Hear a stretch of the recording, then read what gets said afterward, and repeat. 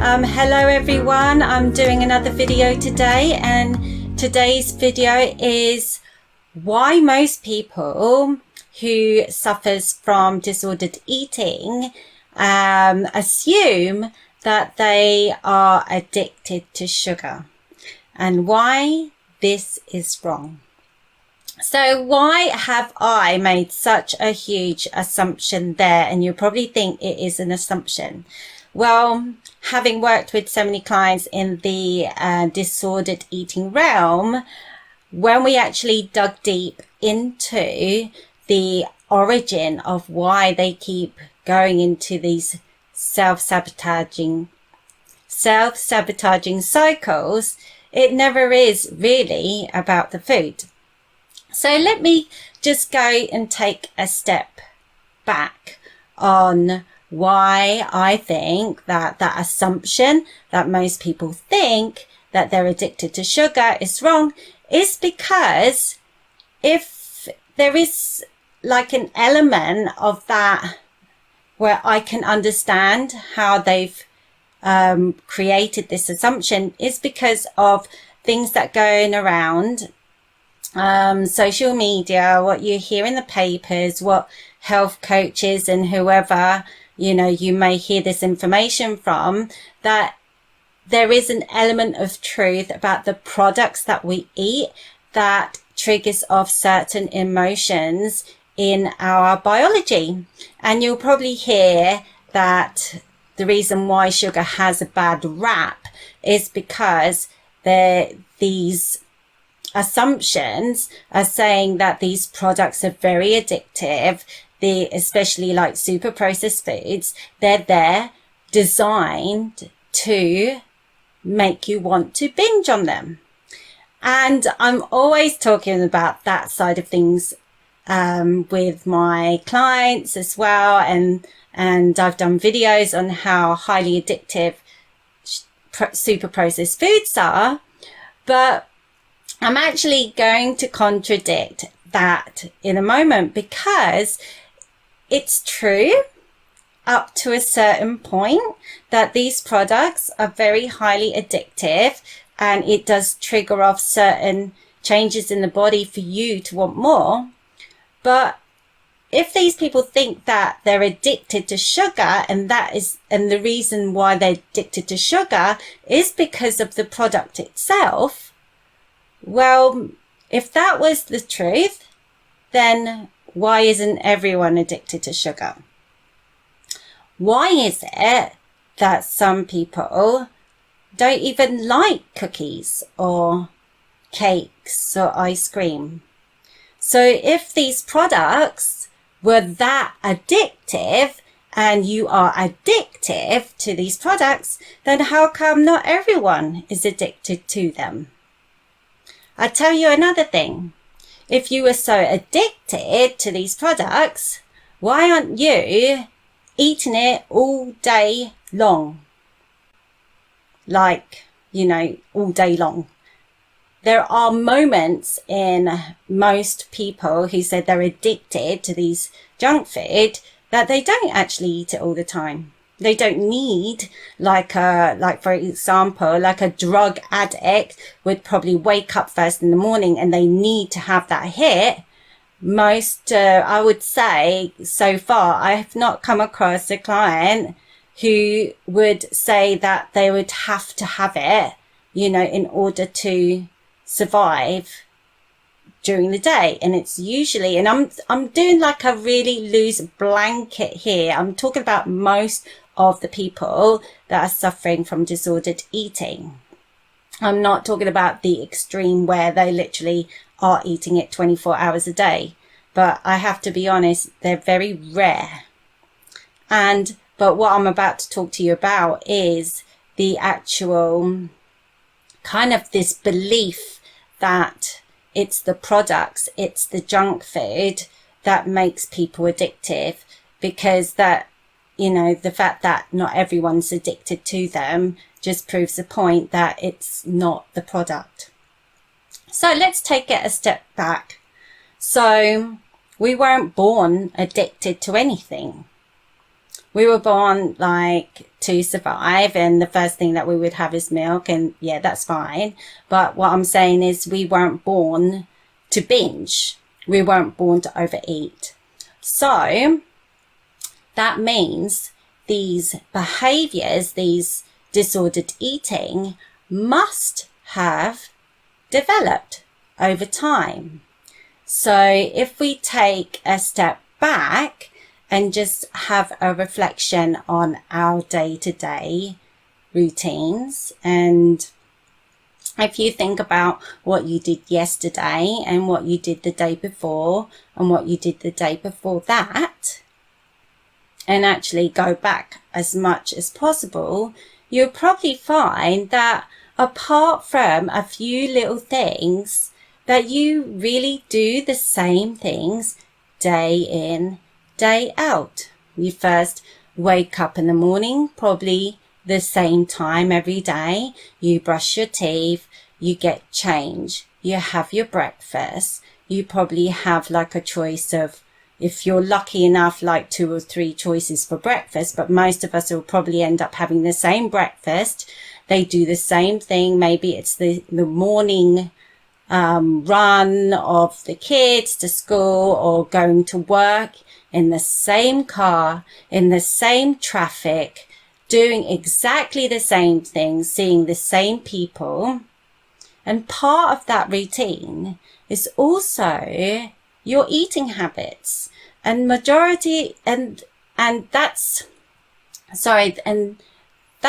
how we live our life. We live our life run by rituals, which includes eating. So a normal moderate eater would still have these rituals. They will have their breakfast at a certain time, lunch at a certain time, and then dinner at a certain time. And our negative self-destructive behaviors was actually developed over time. And one scenario would be, and don't say this is all how all disordered eatings are created, because you'll have your own story, and because you've done it so many times, you probably won't even remember how it happened. But this is one scenario. So you were a moderate eater at one point, maybe not, maybe you were like unfortunate, like some of my past clients have had undesirable eating habits since a child. But I'm thinking, most of the time, not most of the time, sometimes these are how destructive eating behaviors develop. So let's say, for argument's sake, you had a moderate eater up to a point in your life, and then you had a really crap day at work, and you come home, you had to look after the children, got them in bed, and your husband is like, oh, let's watch Netflix. And he says he bought like these packet of chocolate biscuits, really good, on offer. And you're like, yeah, okay, let's have some. So you sit down, relaxed after a stressful day. You eat half a packet of these biscuits unconsciously with a husband. Fine. You haven't got an eating problem. So it's okay. You forget about it. And then next day, your routine again, get up in the morning, wash yourself, take the kids to school, go to work, stressed out, come home, kids to bed. Again, you sit down and you happen to be in the kitchen, and then you notice, there's that other half of that packet of biscuit. So you're like, okay, let's have that for that night.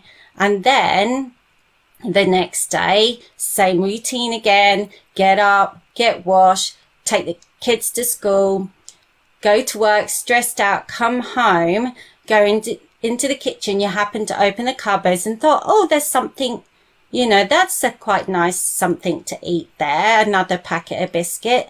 And before long, what has happened is you won't even realize half the time that you've unconsciously started a new routine. And this is what I call, it's like the development of an eating disorder. It could come from anywhere, but what my main point is about this video is everything is in routines. So going back to the story, what happens then, after you've done something so many times, our mind is friggin' smart. Our unconscious mind, that is. It's like it catches on all the things that you do regularly. So this new thing of you like munching, and again, that's like a hypothetical example where these habits could have formed. If you do them enough times, the mind starts thinking, hey, you know, Mel seems to like eating biscuits after Netflix. So what I'm going to do is I'm just going to make her job a lot easier so she doesn't have to think about it. She can just concentrate, having a nice time with her hubby while watching a film. I'm just going to help her unconsciously grab the biscuits. One less job she has to think about. So after a while, it's fine. You know, I can get on with my life, eating my biscuits at night time. Before long, the mind thinks, hey, she had a stressful day at work and she had biscuits. And then during the day, I'm feeling stressed again. The mind's thinking, oh, stress, biscuits, that worked to the evening. So I'm going to do that. I'm going to just ping that bell. Mel, remember biscuits help treat you with the stress. So not only have I started eating biscuits at Netflix time, I've found that it's kind of starting to spread throughout the day. So not only am I eating the biscuits at night at Netflix time, I'm finding at work I'm suddenly getting the urge to have a biscuit at my 4 o'clock break.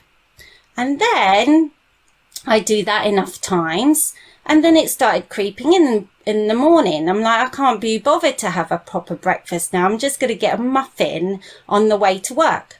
And before long, months and years even has passed by, and maybe I'm starting to feel tired because these sugary products, like you probably heard a million coaches and nutritionists and dietitians have told you, it affects your mind, it affects you, you know, it makes you feel tired, you have mental fatigue, you can't think, brain fog all the time. So I'm there thinking, friggin' hell, you know, I don't feel good anymore.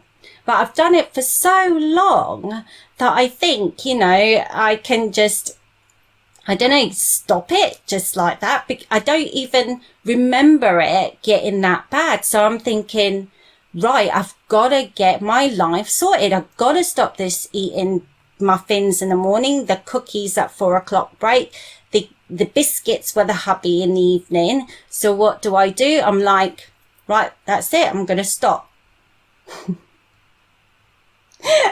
And I think it's going to be as easy as that. Don't forget, it's like it's taken that long to kind of build that habit. And then suddenly I'm like, I've had enough. I'm fed up of feeling like this. I'm just going to stop. What do you think your unconscious mind is thinking? It's that thinking, whoa, Mel, I've been doing you a favour.